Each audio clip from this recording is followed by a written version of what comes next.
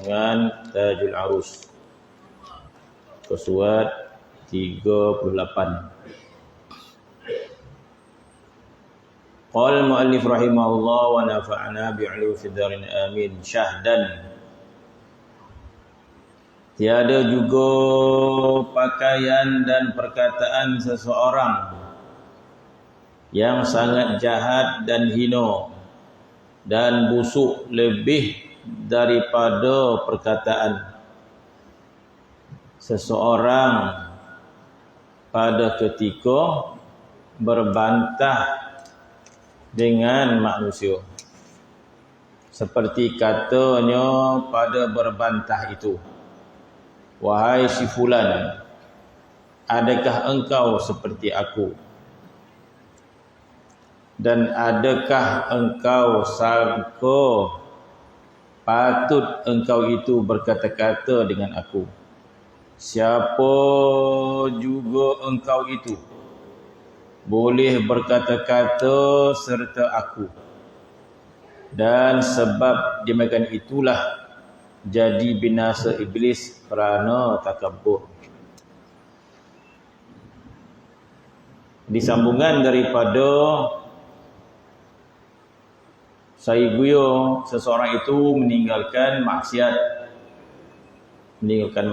pada Allah Subhanahu wa taala, yang mana sebelum ini disebut bahawa barang siapa tidak meninggalkan sekalian yang ditegah oleh syarak daripada maksiat dan dosa, maka tiada manfaat segala sesuatu yang dikerjakan.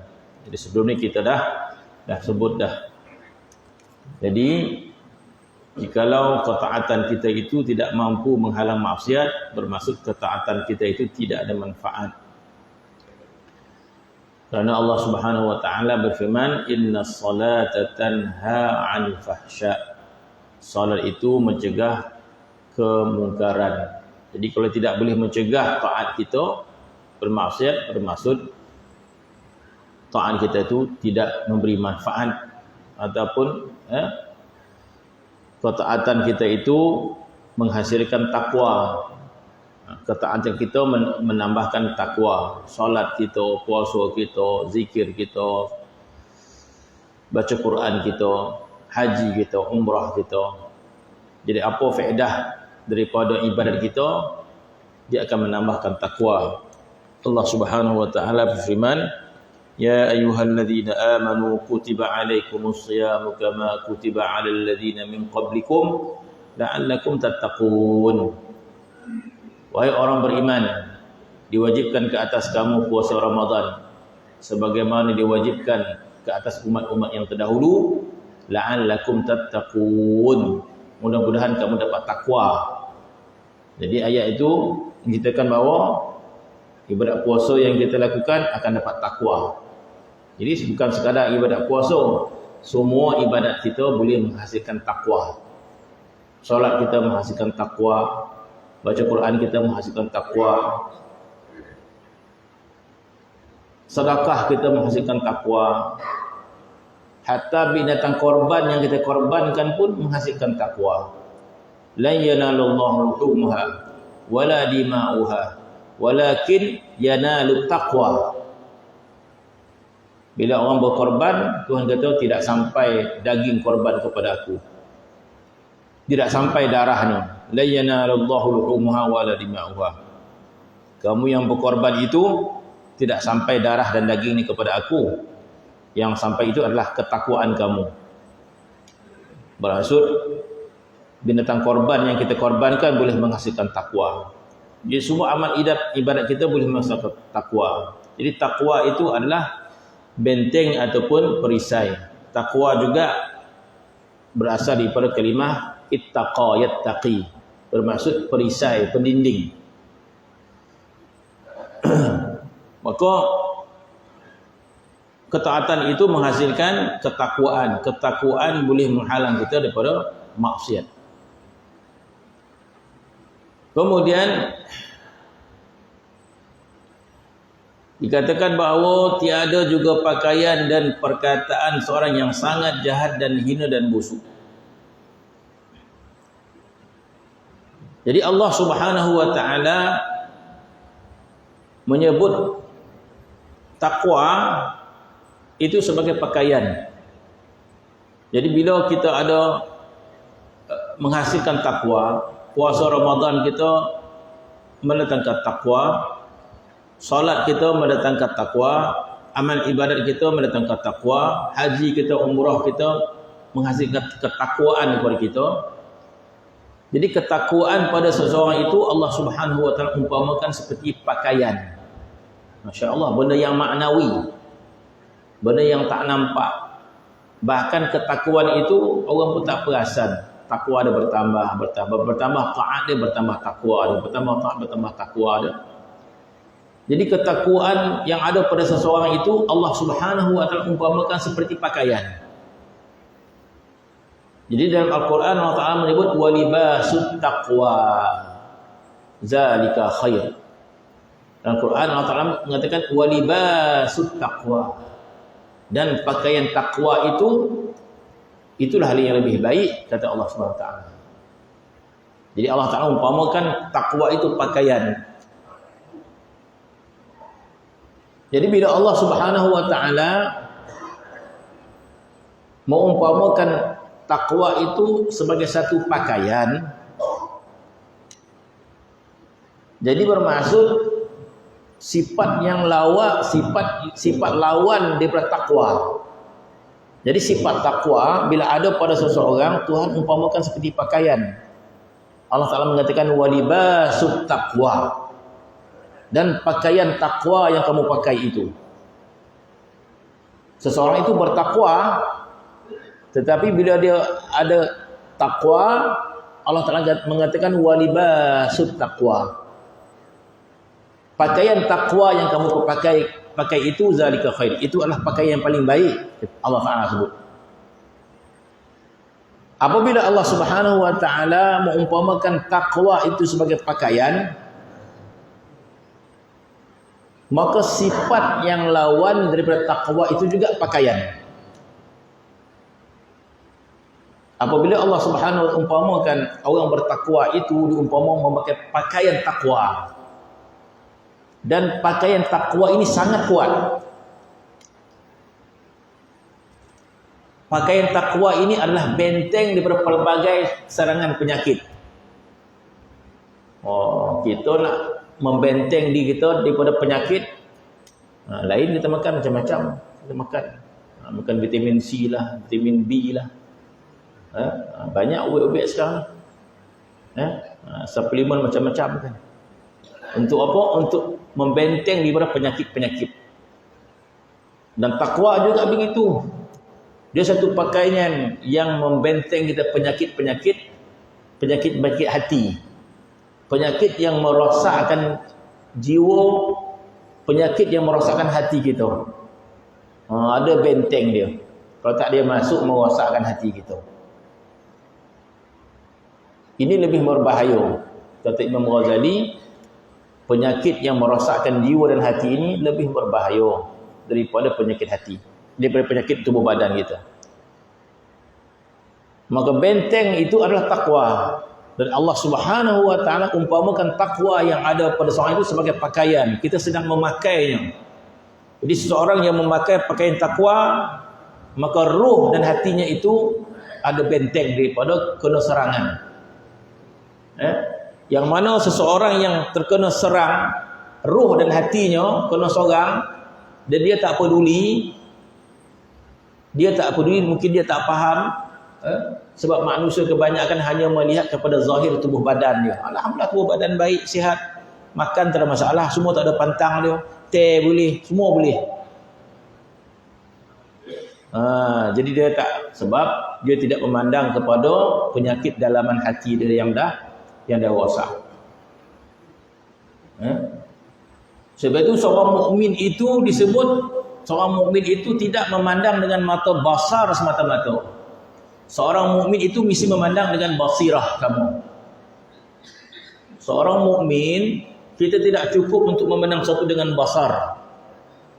Sebab kalau kita melihat dengan basar, kita hanya melihat tubuh badan kita yang kasar sahaja. Tapi seorang mukmin itu mesti melihat sesuatu dengan basirah. Sebab itu manfaatnya kehidupan mukmin dalam dunia ini disebabkan mata basirahnya semakin nampak, semakin jelas mata basirahnya. Sebagaimana orang badan sihat sebab mata dia nampak. Orang sihat sebab mata dia capek nampak. Nampak 5 macam dia dah macam-macam dia makan dah. Sebab mata dia capek nampak. Orang mata dia tak apa nak nampak apa dah. Tiba dah tinggi kolesterol dah. Dia tak nampak, dia tak peduli bona lah. Dia tak peduli bona tubuh badan dia. Tapi kalau orang peduli, sehat dia. Begitu juga dalaman kita. Kalau kita tidak mempedulikan dia, maka kita tak tahu apa yang berlaku pada dalaman kita, hati kita. Sebab itu dalam Quran sebut, orang mukmin itu perlu melihat. Sebab itu Allah Taala sebut dengan istilah ulil albab, ulil absar, ulil albab, ulil absar. Orang yang ada ulil albab, ada ulil absar. Maka Allah Subhanahu wa taala menzahirkan makna takwa yang berbentuk maknawi itu. Takwa yang berbentuk maknawi, tapi dia ada dan dia terhasil. Dia ada dan terhasil dengan ketaatan yang kita lakukan, dengan salat yang sempurna kita, dengan zikir yang sempurna, dengan baca Quran yang sempurna, dengan ibadat puasa kita yang sempurna, yang Allah Ta'ala mengatakan puasa itu boleh menghasilkan takwa. Maka bila terhasil itu, Allah Ta'ala gambarkan takwa itu sebagai pakaian. Walibasut taqwa dzalika khair. Pakaian takwa itu adalah sebaik-baik pakaian. Kenapa sebaik-baik pakaian? Sebab dia membenteng diri kita yang sangat bernilai. Dia membenteng diri kita yang sangat bernilai. Diri kita yang sangat bernilai itulah roh dan hati kita ini sangat bernilai. Sebab Allah Subhanahu wa taala menilai kita dengan roh kita. Allah Subhanahu wa taala tidak menilai kita dengan jasad kita. Allah Taala tidak menilai kita dengan rupa kita, dengan jasad kita. Allah Taala tidak menilai kita begitu. Allah Taala menilai kita dengan hati dan roh kita. Jadi kalau begitulah penilaian Allah, kita kena pandang roh kita ini dan hati kita. Kita tak akan nampak roh dan hati kita kecuali kita pandang dengan mata basirah. Maka Allah Subhanahu wa taala memuji benteng-benteng yang berbentuk maknawi ini. Maka benteng takwa itu Allah Taala puji. Dia satu benteng yang kuat. Maka Allah menyebut orang yang bertakwa itu dia sedang memakai pakaian takwa itu. Jadi pakaian takwa ini menjaga apa?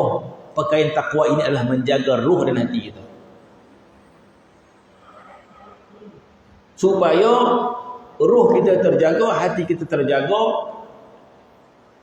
Maka bila kita kembali kepada Allah Subhanahu wa taala, kita kembali dengan ruh dan hati yang sehat. Sehat daripada segala penyakit-penyakit yang berbahaya. Sehat daripada penyakit-penyakit yang berbahaya, maka kita bawalah ruh kita dan hati kita yang sehat di hadapan Allah Subhanahu wa taala. Maka Allah Taala menyebut yauma la yanfa'u malun wala banun illa man atallaha biqalbin salim. Hari akhirat itu hari yang tidak manfaat harta dan anak pinak kecuali orang yang membawa hatinya yang sejahtera. Illa man atallaha biqalbin salim. Kecuali orang yang bawa hatinya yang sejahtera. Jadi bagaimana orang itu memiliki hati yang sejahtera? Orang itu akan memiliki hati yang sejahtera sekiranya tubuh badannya dibalut dengan pakaian takwa. Maka apabila Allah Subhanahu wa taala menyebut takwa itu sebagai pakaian,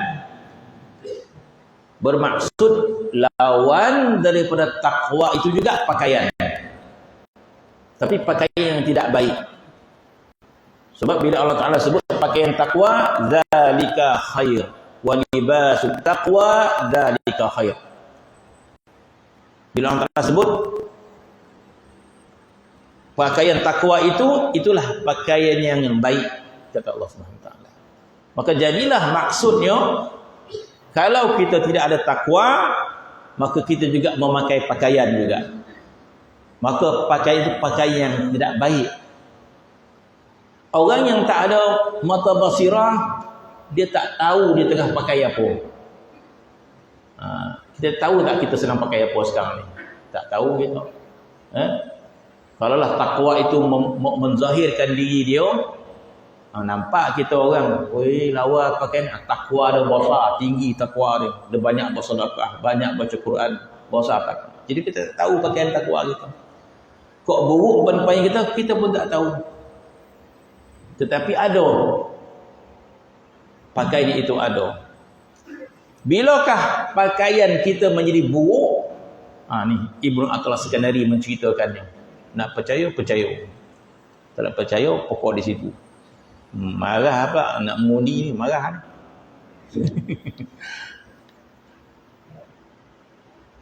Maka kata Ibnu Attal Sekandari, tiada juga pakaian dan juga perkataan seorang yang sangat jahat, sangat hina, sangat busuk katanya. Lebih daripada perkataan seseorang pada ketika berbantah. Jadi bila kita berkelahi dengan orang, berbantah dengan berkelahi, maka kita berkelahi dengan orang, itu akan keluar pelbagai sifat berdiri kita. Masya-Allah. Bila kita berbantah dengan orang, masa itu akan keluar sifat kita yang mana? Kita keluar sifat baik ke keluar sifat tak baik daripada diri kita. Sebagaimana berlaku kepada Sayyidina Abu Bakar.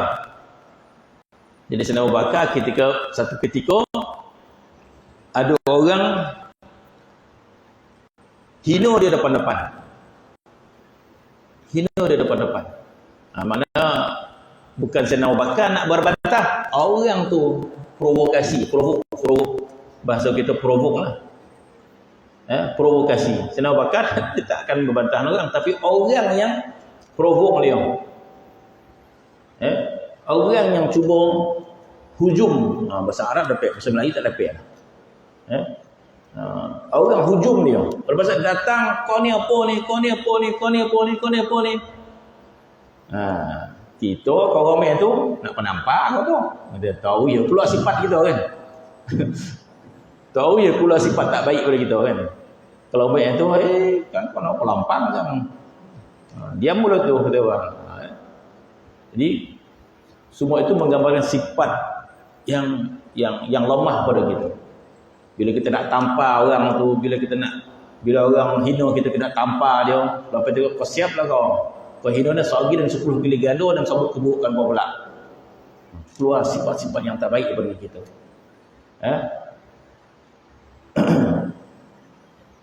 Maka Sayyidina Abu Bakar ketika mana orang tamah hadapan kau ni apa ni, kau ni apa kena apa ni. Maka Sayyidina Abu Bakar menunjukkan sifat sabar dia. Maka keluar sifat yang baik. Maka dia menunjukkan sifat sabar. Dan di antara sifat Sayyidina Abu Bakar, dia tak jawab. Tak jawab orang tu. Maka dia tidak menjawab. Maka dia menunjukkan sifat yang sabar. Maka Sayyidina Abu Bakar melihat kepada Nabi SAW yang berada keadaan jauh. Nabi jauh, Nabi pandang. Nabi nampaklah benda yang berlaku tu. Jadi Nabi, sesekali Nabi pandang. Sayyidina Abu Bakar pun bila orang tadi menyerang dia sabar. Sambil dia sabar, dia pandang kepada Nabi SAW. Sambil dia sabar sambil dipandang Nabi SAW. Bila dia kena seorang, dia pandang Nabi senyum. Sudah. Maka orang tu hujum lagi. Orang tu kata macam-macam lagi. Sayyidina Abu Bakar tak jawab. Sayyidina Abu Bakar diam dan sabar. Sambil memandang kepada Nabi senyum lagi. Setiap kali Sayyidina Abu Bakar pandang Nabi senyum. Sehinggalah dah melampau benar, kita ada had kan. Dah lampau benar, naik penumbuk gitu. Dah lampau ataupun apa lagi. Sayyidina Abu Bakar sekadar apa? Sekadar menjawab sahaja. Dia kata tak betul apa yang kau bahas ni. Nak jawab lah. Tak ada dan tak ada buat dah. Dia tu lah. Sekadar tu je. Sebab jawab balik. Tak betul, tak betul. Kan? Sekadar tu. Maka dah lama sangat orang tu kata macam-macam benda yang tak ada pada Sayyidina Abu Bakar. Mula dia sabar. Dalam keadaan sabar itu memandang kepada Nabi senyum. Dah lama benar. Sayyidina Abu Bakar menjawab kata-kata lelaki tadi. Dan apabila dia menjawab, dia memandang kepada Nabi SAW, berubah muka Nabi pun meninggalkan majlis itu. Masya Allah, Sayyidina Abu Bakar pun terkejut. Ketika mana dia mendiam diri, Nabi senyum. Ketika mana dia dimula menjawab, hak dia untuk menjawab. Tapi Nabi meninggalkan benda itu. Maka pada ketika lain Sayyidina Abu Bakar bertemu dengan Nabi SAW, Sayyidina Abu Bakar mengatakan, "Ya Rasulullah, bukankah hari sebelum ni ketika mana aku diserang oleh seorang lelaki, mana dikata macam-macam lah, dan ketika mana aku berdiam diri dan aku melihat kepada engkau ya Rasulullah, engkau tersenyum, dan apabila aku mula menjawab apa yang diperkataan lelaki itu, maka engkau meninggalkan majlis itu. Kenapa ya Rasulullah?" Tanya Sayyidina Abu Bakar. Patut dia Sayyidina Abu Bakar bila mempertahankan diri dia, Nabi menyokonglah. Tapi Nabi meninggalkan benda itu. Jadi apa kata Nabi SAW? Wahai Abu Bakar, dia kata, ketika mana engkau sabar berdiam diri itu, aku lihat malaikat turun mengelilingimu. Aku melihat malaikat turun mengelilingimu. Dan ketika mana engkau menjawab perkataan lelaki tersebut, maka beredarlah malaikat, maka datanglah syaitan mengelilingimu, katanya. Jadi malaikat kata punca-punca nak berkelahi itu syaitan datang. Punca-punca nak kelahi syaitan datang. Walaupun sekadar kita menjawab. Sebab bila menjawab, dia akan datang emosi lain. Mana kata bila kita meredakan satu permusuhan, itu benda yang terbaik. Orang tu nak musuh mana dengan kita, tapi kita soju kita kata.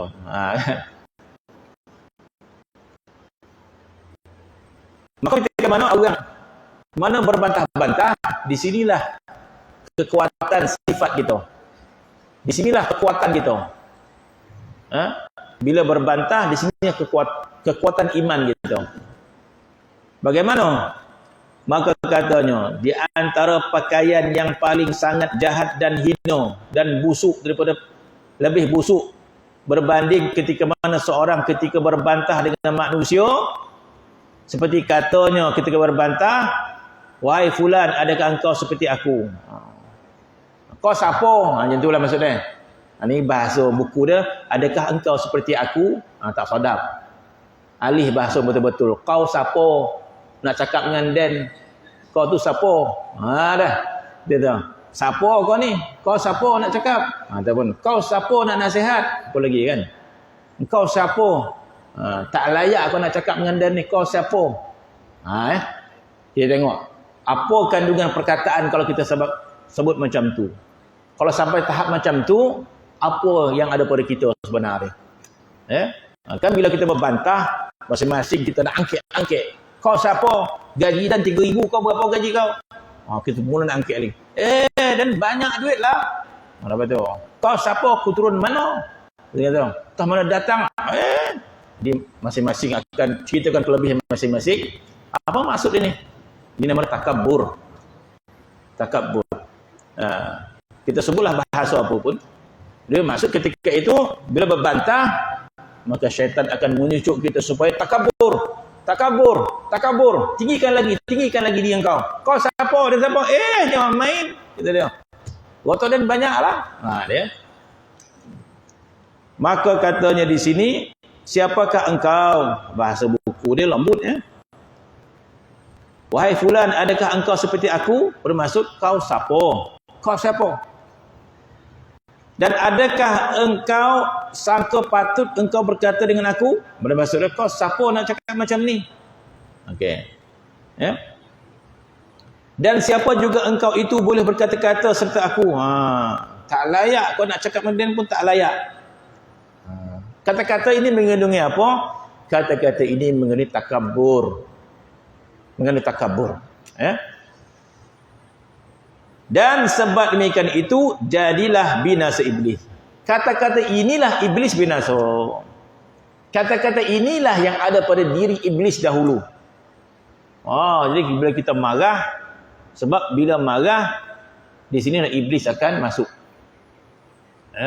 Sebab itu di antara nasihat Nabi SAW, la taghdab, la taghdab, la taghdab. Nabi kita jangan marah, jangan marah. La taghdab, la taghdab, la taghdab. Jangan marah, jangan marah, jangan marah. Jadi apakah marah ni tak boleh? Ya, marah ni boleh. Bukan tak boleh. Tapi kebanyakan marah membinasakan. Kebanyakan marah itu membinasakan. Kenapa? Dan apakah marah yang tidak membinasakan? Ya, ada marah yang tidak membinasakan. Tapi kebanyakan marah membinasakan kita. Sebab marah ini adalah ruang syaitan untuk menyucuk kita agar takabur. Maka di situ binasa dia. Dan apakah semua marah itu binasa? Tak. Marah itu tidak binasa sekiranya marah itu kerana Allah. Sekiranya marah itu kerana Allah, maka dia tidak membinasakan. Marah ni kerana Allah. Tapi tak semua orang dapat kenal pasti diri dia marah kerana Allah ke marah kerana nafsu. Dapat kita pastikan? Belum tentu kita dapat. Sebab itu Nabi dalam nasihat dia, la taghdab, la taghdab, la taghdab, la taghdab. Jangan marah, jangan marah, jangan marah, jangan marah, jangan marah. Bahkan Nabi sendiri marah. Nabi sendiri ketika naik mimbar, Nabi marah. Bila umat Islam melakukan dosa dan sebagainya, Nabi marah. Tapi apa beza dia? Sebab itu kebanyakan marah ini menjadi ruang syaitan untuk membinasakan seseorang. Naik rasa takabur dia. Bila marah akan naik takabur. Oh, kau ingat kau seorang kau yang kuat. Dan pun kuat lah, kita kata. Kita naik takabur kita. Bila marah kita akan membesarkan diri kita. Seperti kata-kata ini. Kau siapa? Kau letak kat mana? Kita pun memandang orang kecil. Bila marah kita akan pandang orang kecil tak? Bila kita marah kita pandang orang kecil. Balih dia tu dekat mana benar lah. Maksud kita rasa kita ni handal benar lah. Dekat mana ni tu. Bila marah, maka kita akan mengecikkan orang. Kita akan mengangkat kita. Sebab tu Nabi, la taghdab, la taghdab, la taghdab.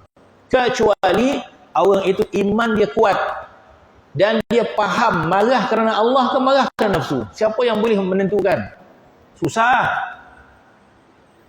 Sebab itu ketika mana para sahabat porang dekat keadaan marah.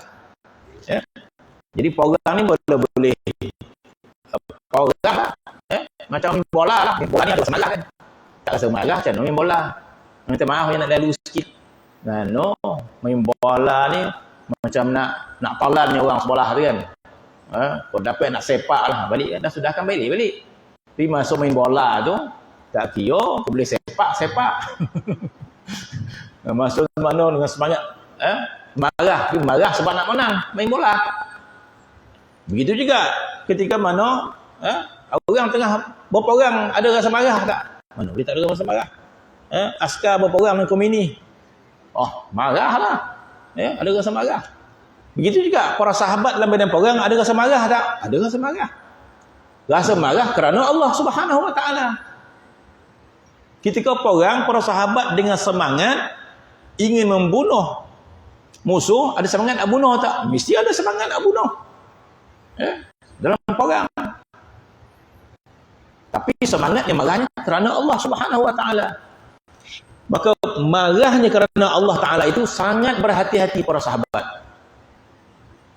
Sehingga Sayyidina Ali karamallahu wajhah berjaya menewaskan musuh dalam keadaan dalam keadaan semangatlah. Maka sehingga musuh tadi jatuh, dan senjata dah tercampak dah. Bermaksud tinggal Sayyidina Ali nak tikam bunuhnya. Dengan penuh semangat berperang. Para sahabat perang dengan penuh semangat. Dan sehingga jatuhlah musuh tadi, tinggal nak tikamnya. Bila Sayyidina Ali nak tikam, maka musuh itu meludah ke muka Sayyidina Ali. Diludahnya Sayyidina Ali. Maka bertambah marah Sayyidina Ali. Patutnya merayulah. Minta maaf. Tak. Bukan minta maaf, diludahnya bertambah marah Sayyidina Ali. Kan? Dahlah rabah. Patutnya minta nyawa ke? Tak, diludahnya. Bertambah marah Sayyidina Ali. Bila Sayyidina Ali bertambah marah, dia tak jadi bunuh. Maka dia tak jadi bunuh. Maka dimasuknya pedang kembali. Sedang dalam keadaan dia bertambah marah tu. Maka bila ditanya oleh musuh tadi, kenapa engkau menyarungkan pedang engkau selepas aku ludah? Maka kata Sayyidina Ali, sebelum tadi aku ingin bunuh engkau kerana Allah Subhanahu wa taala. Marahnya kerana Allah. Tetapi bila engkau ludah aku, bertambah marah aku. Jadi ketika itu marah Sayyidina Ali bukan kerana Allah dah. Sebab muka dia kena ludah. Maka kata Sayyidina Ali, aku takut ketika itu bercampur marah aku kerana nafsu, kerana Allah. Aku sangat takut ketika itu, bimbang jika aku bunuh engkau ketika itu, aku tak pasti aku bunuh engkau kerana Allah atau aku bunuh engkau sebab aku marah kepada engkau. Maka tak jadi Sayyidina Ali. Masya-Allah kita kata. Begitu berhati-hatinya Sayyidina Ali berbuat sesuatu mesti dipastikan kerana Allah Subhanahu wa taala ataupun kerana bukan Allah. Sebab setiap amalan yang bukan kerana Allah, amalan itu sia-sia. Setiap perbuatan bukan kerana Allah, sia-sia, tidak mendatangkan faedah apa pun di akhirat nanti. Sebab itu kita mengatakan dalam dekat dunia ini ada amalan yang berbentuk sunat. Sunat buat dapat pahala, tak buat tak berdosa. Ada amalan yang harus ketika itu. Kenapa amalan itu harus?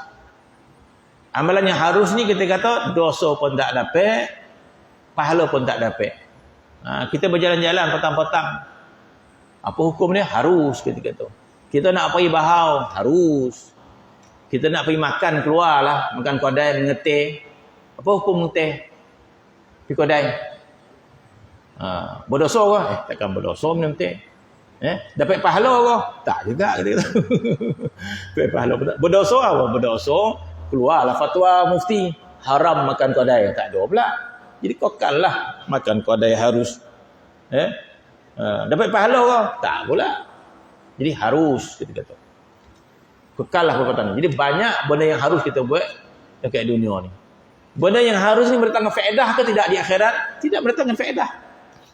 Mana tak dapat manfaat apa-apa pun.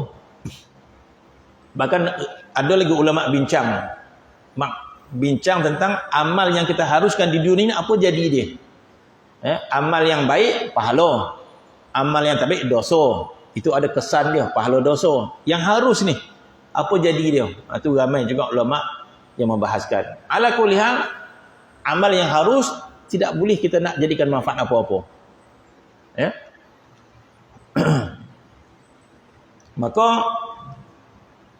amal yang harus itu adalah setiap amal yang bukan kerana Allah.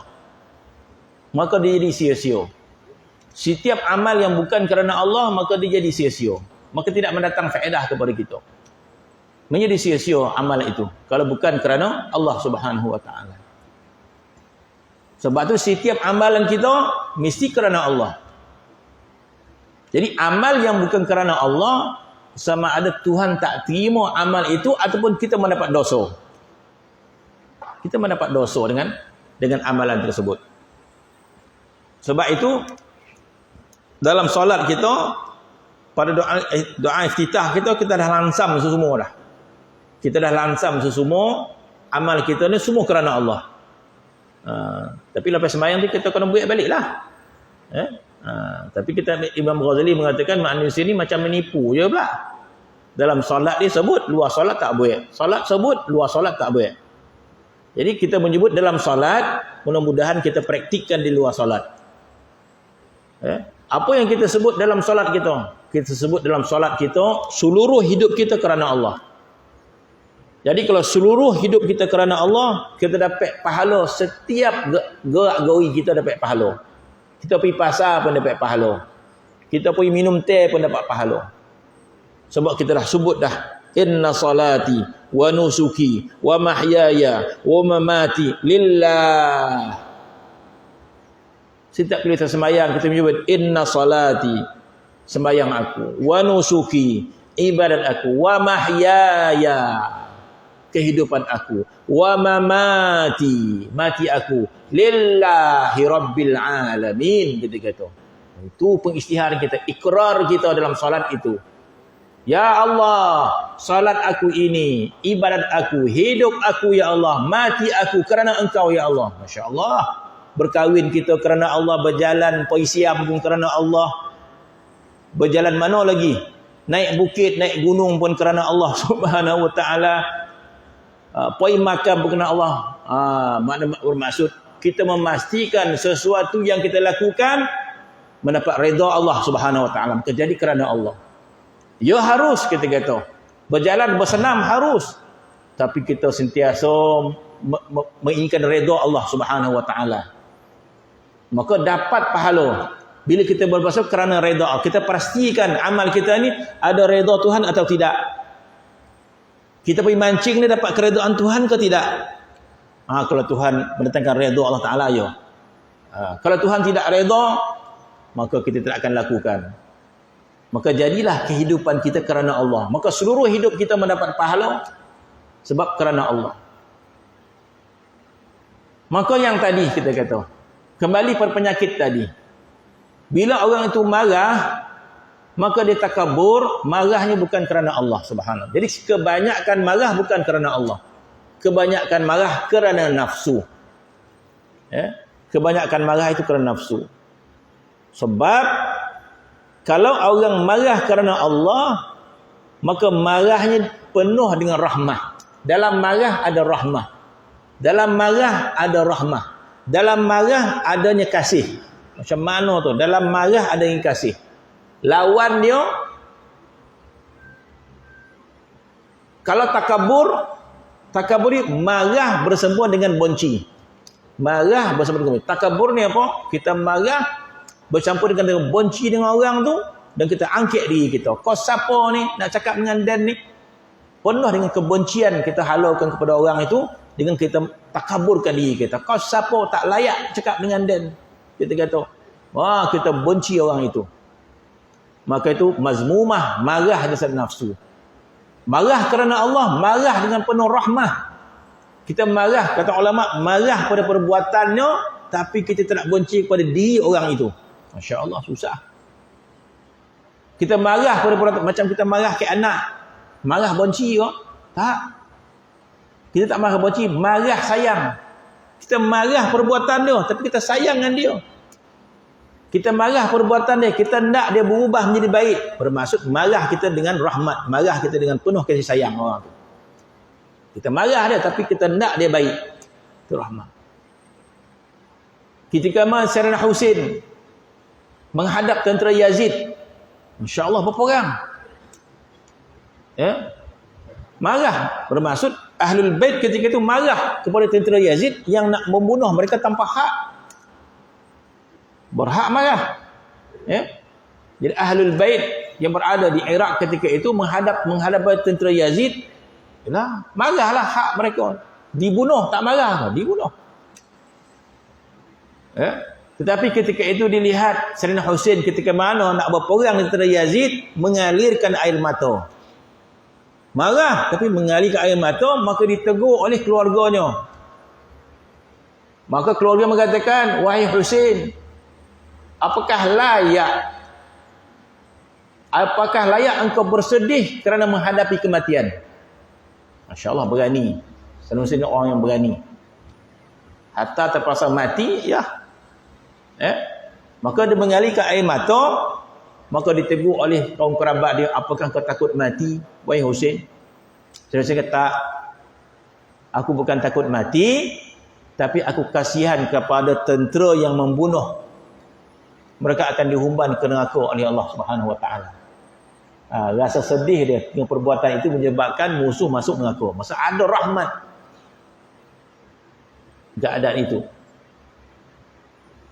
Jadi kalau marah bukan marah kerana Allah Subhanahu wa taala, marahnya dipenuhi dengan rahmah.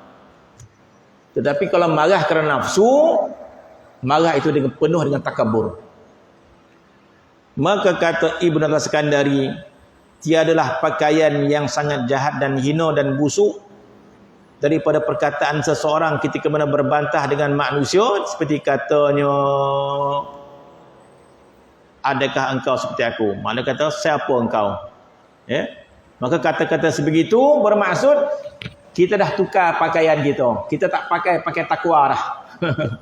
Pakaian takwa kita tercabut ketika itu. Kita tak pakai pakaian takwa dah. Benteng kita dah tak ada dah. Maka kita memakai nama pakaian hina ketika itu. Hina. Kita memakai pakaian hina. Busuk lagi dia kata. Bila kita takabur kepada orang ketika mana? Sebab selalunya orang takabur ketika mana dia berkali-kali berbantah-bantah, kan? Maka katanya, dan adakah engkau sangka patut engkau itu berkata-kata dengan aku? Dan siapa juga engkau? Kau siapa? Siapakah juga engkau itu boleh berkata-kata serta aku? Dia kata, tak layak kau tu siapa? Dan kemudian, dan sebab yang demikian itulah jadi binasa iblis. Sebab itu ulama kata, iblis kata sekali je binasa seumur hidup. Sedangkan kita ni bercakap tentang takabur ni banyak kali kita meluahkan takabur itu. Sedangkan iblis sekali takabur binasa dia. Dan kata iblis, bila Allah Subhanahu wa taala tanya iblis, ma manaka antas juda id amartuk? Ma manaka antas juda id amartuk? Wahai iblis. Sebelum tu nama dia bukan iblis lah. Ulama kata nama dia Azazil, kan. Ma manaka antas jud? Kenapa engkau tidak, apa yang menegah engkau tidak sujud? Ma manaka antas juda? Apakah yang menegah engkau tidak sujud ketika mana aku perintahkan kau sujud? Ma manaka antas jud iz amartuk? Qala ana khairum minhu.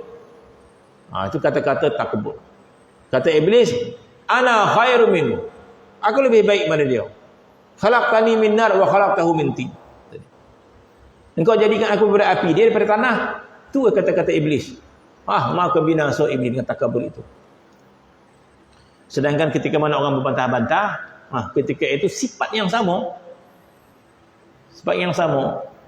Iblis mengangkat diri dia lebih baik pada Adam. Jadi orang berbantah-bantah tu akan mengangkat diri dia, dia akan menghina orang sebelah dia. Maka kata di sini, demikian itulah jadi binasa iblis kerana takabur ia. Maka seseorang yang punya akal yang sempurna dan yang ingat akan hal dirinya, maka janganlah berkata seperti yang demikian itu. Jadi macam mana kita tak nak cakap sebab hati kita meradang. Bila kita lapar, itulah dia bakso keluar. Kau siapa? Kan, mata badang. Kalau tak cakap, terparah pada dalam tu, menggigil berpuluh-puluh nahan. Kan, nak cakap bona kita. Kau tu siapa? Nak marah-marah. Semacamlah kita keluar bahasa kita keluar. Dalam tu mungkin dah ada ayat tu kan. Tinggal nak keluar, tidak nak keluar, kau tidak. Maka Nabi kata, la taghdab. Supaya kenapa jadi begitu? Sebab lemahnya iman kita ni. Iman kita lemah iman kita. Kita mengadang-gadang sebab iman kita lemah. Iman kita lemah, maka syaitan sangat mudah nak masuk. Dia cucuk kita dan sebagainya, mudah.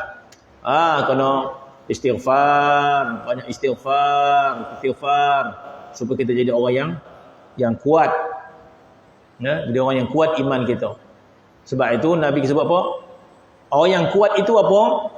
Orang yang kuat itu boleh mengawal kemarahan dia. Nabi kata. Kita kata orang tu macam orang tak kuat. Sekali kita tak tumbuk orang tu, macam lemah pula kita ni. Sekali kita tumbuk dia, baru tahu dan kuat tak kuat. Kita rasa macam tu kuat kita. Agama tak pandang macam tu kuat. Itu tak kuat. Kalau kita geram kita je ni ahli tinju makin. Jadi orang tu tunjuk andal dia, sekali dia tinju dia, baru kita rasa kuat dan ke sana. Maka agama tidak mengiktiraf itu kuat. Mana baik macam mana? Agama mengiktiraf kuat orang yang menahan marah. Orang yang kuat itu adalah orang yang menahan marah. kata Nabi SAW. Jadi macam mana kita nak menahan marah kecuali kita ada kekuatan iman kita, kekuatan ketakwaan kita. Lebih pada itu lagi, bukan sekadar kita menahan marah kita, tetapi satu kekuatan yang lain yang tak ramai orang buat, kita maafkan pula orang tu. Masya-Allah. Dah lah kita tahan marah. Kemudian lepas tu dah kita maafkan orang. Ini satu kekuatan apa kita kata yang boleh maafkan orang. Jadi berlaku kepada seorang ulama yang mana siapa lupa sebelum itu dia. Jadi syekh tadi dia dimaki oleh orang. Syekh tadi dimaki oleh orang. Orang maki dia. Kata dia macam-macam. Tuduh macam-macam. Tamah, fitnah macam-macam. Kemudian orang tadi pun balik rumah. Orang tadi pun balik rumah. Bila balik rumah dia rasa menyesal lah. Dia rasa menyesal. Dia rasa bersalah lah. Terbukti dia bersalah. Orang keesokan hari dia jumpa syekh ni tadi. Dia minta maaf. Sedangkan dia memalukan syekh tadi depan orang. Keesokan hari dia datang minta maaf. Maka bila dia minta maaf, syekh dia kata, sebenarnya semalam lagi aku dah maafkan kau. Semalam lagi aku dah maafkan kau. Bila sampai rumah aku dah maafkan kau, dia kata. Dia kena caci tu dekat masjid. Masa masjid tu kena marah. Dia marah lah. Meradang dia tahan. Meradang tapi dia tahan. Kuat kat tu. Dia tahan marah dia. Dia sabar. Kemudian dia kata, dan aku dah maafkan engkau. Dia kata, bila sampai rumah saja aku dah maafkan kau dah. Jadi maaf orang ni bukan semudah kata-kata. Kita maaf orang ni maknanya kita tak ada rasa benci dengan dia, dah hati kita rasa tenang. Itu maksud maaf. Tapi kalau kita maaf tapi hati masih berbuku tu boleh maaf ni nama dia. Yalah maaf dia kata. Tapi hati tu panik rasa. Tu boleh maaf lagi. Mulut dia, maaflah. Yalah maaflah dia kata. Tapi hati tu marah. Mandang muka orang tu macam nak nolan dia. Belum maaf lagi ya. Jadi maaf dia benda dalaman. Jadi zaman Nabi dulu, Nabi nak minta kemaafan daripada seorang ibu kepada anak, tidak semudah emak tu meluahkan mulut, maafkan tak. Dia ini dalam hati dia. Bermaksud ibu kepada Alqamah kan. Ibu kepada Alqamah tidak memaafkan Alqamah. Tidak maafkan Alqamah. Masih lagi ada dalam hati tu. Jadi nak maafkan mesti ada dalam hati ni. Sehingga maaf dengan rasa puas hati. Tapi ibu Alqamah tidak memaafkan. Hati dia masih lagi terasa dengan Alqamah. Maka Nabi suruh maafkan. Jadi ibu Alqamah dia takkan maafkan kecuali hati dia memaafkan. Maka dia diam. Sebab hati dia masih lagi terasa dengan Alqamah. Macam mana nak buat? Maka Alqamah tak boleh nak mengucap, tak boleh nak mati. Nazar. Jadi bila orang tanya Rasulullah, Alqamah ni tak mati. Nabi kata sebab ibu dia tidak memaafkan dia. Maka dia sengsara dengan sakaratul maut. Maka Nabi minta ibu dia maafkan, Nabi diam. Sebab benda maaf mesti datang daripada hati. Tidak semudah itu. Maka apa ketika Nabi? Maka Nabi pun kumpulkan kayu api. Kita kumpulkan kayu api lah. Jadi orang pekat letak dekat sampai Alqamah tengah sakit tu, letak kayu api kelilingnya. Letak kayu api. Maka mak dia tengok, nak buat apa ni Rasul? Kita bakar lah, kata dia. Kita bakar. Kenapa ya Rasulullah? Daripada kena bakar akhirat, baik kita bakar ada di dunia ni. Mula buat diam ya mak. Bila dah terbakar, baru dia kata, oh dah. Dia kata, inilah anak aku yang aku kandungkan dulu. Dia kata, inilah anak aku yang aku susukan dulu. Teringat dia masa dia kecil main. Jangan bakar dia. Maafkan. Ya aku maafkan, kata mak dia. Susah itu. Nak maaf. Bila rasa belas kasihan, baru kita maafkan dia. Ini nak maafkan orang tak mudah. Kata. Kena banyak bodoh kita nak baca, nak maafkan orang kan. Jadi Syekh tadi mengatakan, dah, aku dah maafkan engkau, dia kata. Aku sampai rumah dah maaf, tak sampai tunggu 2-3 hari dah. Daripada masjid tadi, masa tu marah lagi lah. Masa berjalan balik tu, marah lagi. Tapi sampai rumah, aku dah maafkan kau siap-siap. Maka lelaki kita bermuji, dia kata, sesungguhnya engkau memang zuriat Rasulullah SAW. Jadi Syekh tu Ahlul Bait. Sesungguhnya benarlah engkau zuriat Nabi SAW. Dia kata, aku tidak begitu baik, dia kata. Aku tidak sebaik moyang aku Ali Zainal Abidin, dia kata. Ali Zainal Abidin anak kepada Sayyidina Husain radhiyallahu anhu. Aku tidak mampu melakukan seperti moyang aku Ali Zainal Abidin, dia kata. Kenapa? Ali Zainal Abidin ketika mana orang caci dia, ketika itu dia maafkan orang tu. Ketika orang mencaci dia, ketika itu dia memaafkan orang tu. Masya-Allah. Betapa kuatnya, betapa besarnya jiwa dia. Betapa kuatnya iman dia. Ya. Begitulah Nabi kita sallallahu alaihi wasallam. Maka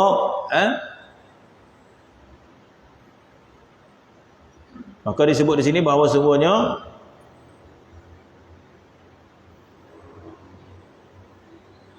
mana tadi? Bilang dah. Sebab demikian itulah jadi binasa iblis kerana takabur ia. Maka seorang yang punya akal yang sempurna dan ingat akan hal dirinya, maka janganlah berkata demikian itu. Dan jikalau ada seorang yang berbantah itu dengan engkau, dan jika ada seorang yang berbantah itu dengan engkau jahat rupanya, buta matanya, dan tempang kakinya, dan busuk badannya sekalipun, kerana muliakan dengan menghormati kalimah. Ini Masya Allah. Dengan kalimah La ilaha illallah Muhammadur Rasulullah.